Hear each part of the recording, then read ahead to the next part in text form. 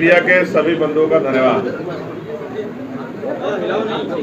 वैसे भी Lucknow press club का मेरा अनुभव बहुत अच्छा नहीं। मैं तीसरी बार लखनऊ के प्रेस क्लब में आया।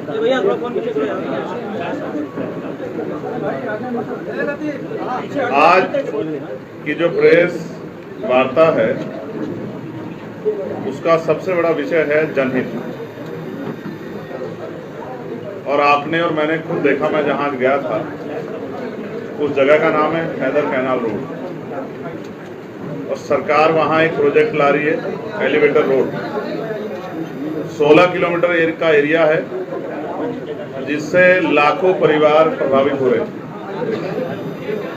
उससे पहले अकबरपुर में डेमोलेशन हुआ, अकबर नगर में, और पंतनगर और कई जो है जगहों पे डेमोलिशन का जो है बुलडोजर राज जो है वो प्रभावी होने का काम कर रहा था। मैं आज मेरे पास उनका लेटर गया था कि आपको आना चाहिए क्योंकि लाखों लोगों की जिंदगी का सवाल। देश 14 अगस्त 1947 को अंग्रेजों के अधीन था। 15 अगस्त को हम लोग आज़ाद हो गए।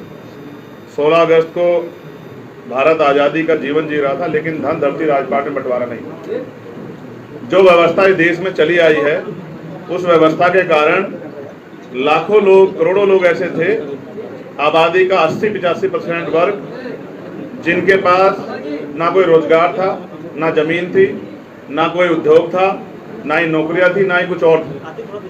तो अमीर अमीर रह गया, गरीब गरीब रह गया। जिसके पास एक गज जमीन नहीं थी उसके पास आज़ादी के बाद ऐसा नहीं कि हजारों बीघे जमीन आ गई हो। जिसके पास 1 बीघा जमीन थी उसके पास 1 बीघा जमीन, जो भूमिहीन था वो भूमिहीन रहा। जैसे एक न्यूज एजेंसी का सर्वे है कि 54% दलितों पे 1 गज जमीन नहीं है देश के अंदर।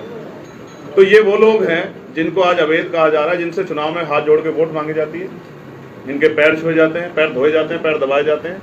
लेकिन आज ये अवैध हो गए हैं क्योंकि ये गांव से अपमानित होकर जाति धर्म के आधार पर सामंतियों का शोषण रह के मजदूरी मांगने पर पिटकर बहन बेटियों की इज्जत की रक्षा करते हुए गाँव छोड़ के यहाँ भाग आए, और यहाँ जब भाग आए तो अपना जीवन यापन करने लगे।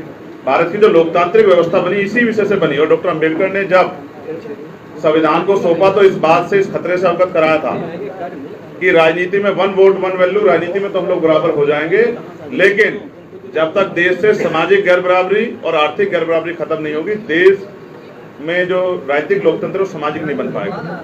और जिम्मेदारी थी सत्ता में बैठे लोगों के कंधों पे कि वो अंतिम व्यक्ति तक सुख सुविधाएं पहुंचाएं।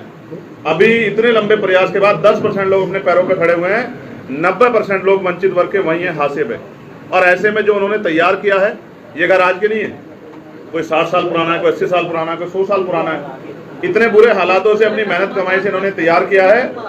सरकार आज उनको बसाने की जगह उजाड़ने का काम कर रही है। सरकार अगर चाहे, स्पेशली उत्तर प्रदेश की सरकार, तो जैसे मुख्यमंत्री जी पंतनगर वालों के और उनके आसपास के लोग भी सुन सकते हैं तो इनकी भी सुन सकते हैं। क्या तो ऐसा है कि फिर यहाँ ये सरकार सबका साथ सबका विकास की नहीं, जाति धर्म देख के कार्रवाई करे, क्योंकि सत्ता के लोग बैठ जानते हैं, सत्ता पे सारे आंकड़े हैं कि इन बस्तियों में जो हैदर